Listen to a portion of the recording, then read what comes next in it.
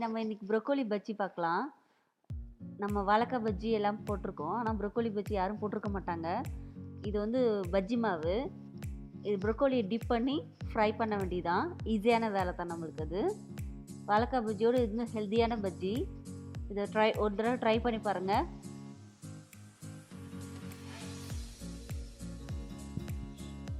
நான் பஜ்ஜி மாவு வந்து நீங்கள் ரெடிமேட்லேயே வாங்கிக்கலாம். நம்ம இது ஈஸியான வேலை தான் நம்மளுக்கு. ப்ரோக்கோலி வந்து கொஞ்சம் சுடுதண்ணியில் போட்டு அலசிட்டு அப்புறம் நம்ம மாவில் டிப் பண்ணி அதில் போடலாம். இது குழந்தைங்களுக்கும் ரொம்ப ஹெல்த்தியானது. ஒரு குழந்தைங்க ப்ரோக்கோலி எல்லாம் சாப்பிடாது. இந்த மாதிரி டிஃப்ரெண்ட்டாக கொடுத்தா சாப்பிடுவாங்க எல்லாருமே.